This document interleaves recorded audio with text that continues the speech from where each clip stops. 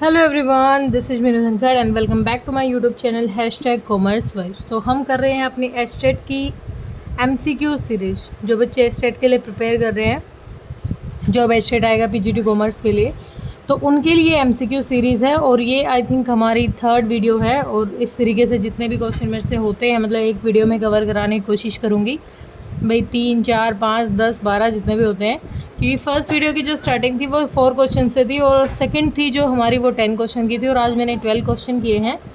तो कोशिश रहेगी 10 से तो ऊपर ही हो, 10-12 जितने भी हों, ठीक है। तो अपना जो फर्स्ट क्वेश्चन है बेटा, थोड़ा सा कंसंट्रेशन रखें, थोड़े से रेगुलर रहें, क्योंकि पेपर कभी भी आ सकता है। और आपको पता है कि एस्टेट अगर आपको किसी भी गवर्नमेंट जॉब के लिए अप्लाई करना है अपने हरियाणा में, तो एस्टेट आपका क्वालिफाई होना चाहिए। और मैं पहले भी बता चुकी हूँ कि एमसीक्यू सीरीज़ जो ये चली हुई है, ये ऐसे ही क्वेश्चन किसी बुक से उठा के नहीं दिए हैं। ये सिर्फ़ और सिर्फ पीवाईक्यू क्वेश्चन है जो अब तक के किसी ना किसी कॉमर्स के पेपर में आए हैं, वो क्वेश्चन है। तो आई थिंक तुम्हारा जो एस्टेट है वो 40 मार्क्स के क्वेश्चन आपको सेम मिल सकते हैं, ये मेरी गारंटी है, ठीक है। तो हमारा जो क्वेश्चन है, first question, management is today considered as a process of. जो मैनेजमेंट है आज के टाइम में, मैनेजमेंट को क्या कंसीडर किया गया है कि भाई मैनेजमेंट को अगर हम नॉर्मली भाषा में कहें तो मैनेजमेंट है क्या। तो मैनेजमेंट है दूसरों के साथ काम करने की कला। मैनेजमेंट क्या है? एक ऐसी आर्ट है जो दूसरों के साथ किस तरीके से काम करते हो। पहले जो मैनेजमेंट थी वो माना जाता था getting work with done through others, ठीक है। लेकिन आज के टाइम में ये क्या है, ये अप्रोच चेंज हो गई है और आज के टाइम में आपका क्या आ गया है, वर्किंग विद अदर्स। आप दूसरों के साथ किस तरीके से काम कर रहे हैं, वो क्या है, मैनेजमेंट है, ठीक है। तो थोड़ा ध्यान रखना है, क्योंकि पहले तक इसका आंसर होता था getting work done through others, जो इसका फर्स्ट ऑप्शन है, लेकिन अब इसका ऑप्शन चेंज हो गया है, सेकंड रहेगा वर्किंग विद अदर्स। दूसरों के साथ काम करने की कला, दूसरों से काम करवाने की कला होती थी पहले, मैनेजमेंट को माना जाता था। लेकिन आज के टाइम क्या है, दूसरों से हम किस तरीके से काम दूसरों के साथ कर पा रहे हैं, ठीक है। नेक्स्ट है, which of the following statement is correct. हमें इसमें से करेक्ट बताना है। अथॉरिटी एंड रिस्पॉन्सिबिलिटी, ये तो कुछ नहीं है। अथॉरिटी फ्लो अपवर्ड, जो अथॉरिटी है उसका फ्लो क्या अपवर्ड होता है? नहीं, अथॉरिटी हमारे किन के लिए होती है, डाउनवर्ड के लिए होती है। मतलब अथॉरिटी नीचे वाले पर्सनस के ऊपर, जो अथॉरिटी पर्सन होता है वो ऊपर होता है और अथॉरिटी और लोगों पे मतलब थोपी जाती है, ठीक है। रिस्पॉन्सिबिलिटी का जो फ्लो होता है वो डाउनवर्ड होता है। नहीं, रिस्पॉन्सिबिलिटी, हम रिस्पॉन्सिबल हैं किसके लिए, अपने ऊपर वाले पर्सन के लिए, ठीक है, अपने सुपीरियर पर्सन के लिए रिस्पॉन्सिबल होते हैं, तो ये भी गलत है। नेक्स्ट है अथॉरिटी फ्लो डाउनवर्ड। हाँ, अथॉरिटी का फ्लो कैसा होता है, डाउनवर्ड।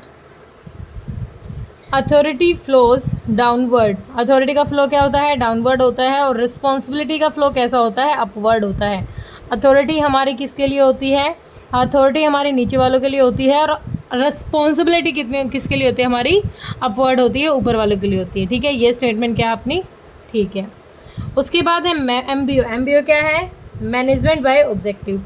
ये जो टेक्निक है इसका क्या मतलब है? पहली बात तो एमबीओ है, जो वो किसने दिया था, एमबीओ की जो टेक्निक थी, ये अप्रोच थी, ये दी थी पीटर एफ ड्रकर ने, ये दी थी। ये क्वेश्चन मैं डालूंगी, अभी तो नहीं, धीरे धीरे आ जाएगा, क्योंकि अब जो मैं सीरीज़ लगा रही हूँ उसमें अभी ये क्वेश्चन नहीं है। पीटर एफ ड्रकर, ठीक है, पीटर एफ ड्रकर ने दी थी।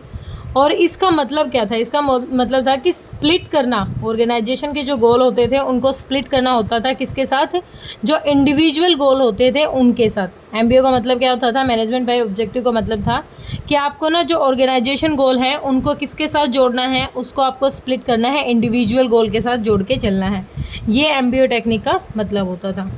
उसके बाद द टर्म स्ट्रेटजी, जो स्टेम है स्ट्रेटजी, वो मेनली किससे रिलेट कर रही है, मतलब किस जो प्रोसेस होती है हमारी मैनेजमेंट की, उसमें से किस जो हमारा ऑप्शन होता था, मतलब ऑप्शन नहीं कह सकते, जैसे 5 वो सीक्वेंस होते हैं ना, तो कौन से पे ये क्या था, रिलेट कर रही है। तो स्ट्रेटजी, स्ट्रेटजी किस पे रिलेट करती है भाई, ये प्लानिंग का पार्ट होता है। प्लानिंग में ही हम क्या करते हैं, स्ट्रेटजी को बना के चलते हैं, ठीक है।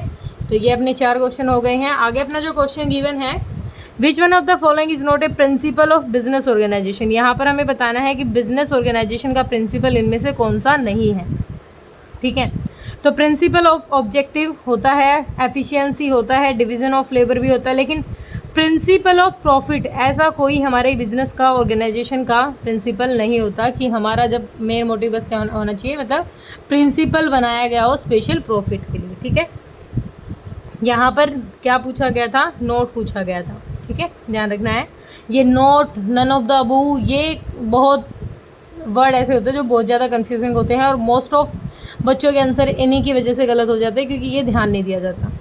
The concept of bounded rationality, bounded मैंने बताया था, जब बाउंड कर देते हैं कि भाई आपको ना बस इसी को रिपोर्ट करनी है, आपका सुपीरियर बस ये है, तो वो किस पे है, वो लाइन अथॉरिटी पे है। इससे रिलेटेड देखो, लाइन अथॉरिटी से लगभग पहली वीडियो में भी क्वेश्चन था, दूसरी में भी है, इसमें भी है, तो आपको लाइन अथॉरिटी को काफ़ी अच्छे से पढ़ना है। ठीक है, लीडरशिप क्वालिटी होती है, जो लीडरशिप क्वालिटी आर इनबोर्न, वो इनबोर्न होती है। ये नोशन है, किसने दिया था भाई, ये नोशन क्या रिलेट कर रहा है इस नोशन को, तो हमें बताना है कि जो लीडरशिप क्वालिटी होती है भाई, लीडरशिप है जो होती है वो इनबोर्न होगी। तो ये क्या है, ये ग्रेट मैन थ्योरी की अप्रोच है हमारी, और ये बहुत ध्यान से रखनी है। देखो लीडरशिप मेन जो मुझे 3-4 मतलब जो क्वेश्चन ऐसे होते हैं जो बार बार रिपीट होते रहते हैं, और ये लीडरशिप वाला क्वेश्चन भी जहाँ पर ग्रेट मैन थ्योरी की बात की जाएगी, ये बहुत बार आता है, बहुत ज़्यादा बार आता है, तो इसको भी आप हाईलाइट कर ले। जो मैं क्वेश्चन बिल्कुल ही कहती हूँ, जैसे लास्ट वीडियो मैंने बताया था, एल्टन मायो वाला क्वेश्चन बिल्कुल घूम फिर के आता है, बिल्कुल हर बार आता है। एमबीओ का क्वेश्चन हर बार आएगा, या तो पीटर एफ ड्रकर के बारे में पूछ लेंगे, या उसका मेन ऑब्जेक्ट क्या है ये पूछ लेंगे। एक ये हमारा लीडरशिप क्वालिटी वाला है कि इनबोर्न, बस ये स्टेटमेंट दे दी जाएगी और ये बताएगा कि ये किस थ्योरी की अप्रोच है, तो ये great man theory of leadership है।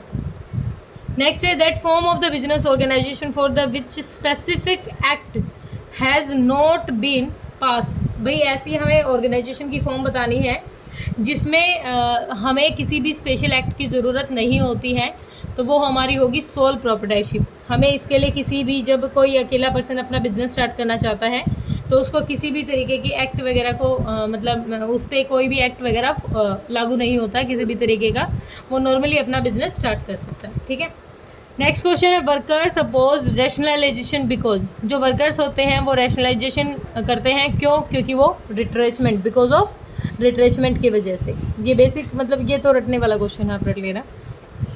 The process in which actual result are compared with the desired result, जब एक्चुअल रिजल्ट है उसको हम कंपेयर करते हैं किसके साथ, डिज़ायर रिजल्ट के लिए। ठीक है, क्या डिज़ायर रिजल्ट के साथ, तो वो क्या है, मतलब हमने ये सोचा था कि ना ये जो एक्चुअल रिज़ल्ट फ़िलहाल आया है और हम सोच के चले थे कि ये रिज़ल्ट हमारा आना चाहिए, उसके साथ जब हम कंपेयर करते हैं तो वो होती है हमारी कंट्रोलिंग, हमारा जो लास्ट स्टेप होता है कंट्रोल। ठीक है, कंट्रोलिंग का पार्ट होता है ये। उसके बाद है वन मैन कंट्रोल। भाई ये स्टेटमेंट भी बहुत बार मैंने क्वेश्चन में देखी है, मैं 3 से 4 बार एस्टेट अब तक दे चुकी हूँ, और उन सब में जहाँ तक मेरा आइडिया है सब में ये क्वेश्चन मुझे मिला है, one man control is the best, और इसको बेस्ट इन द वर्ल्ड, इसको याद करने का एक अच्छा तरीका ये है कि आप बेस्ट याद कर लो, बेस्ट बेसेट।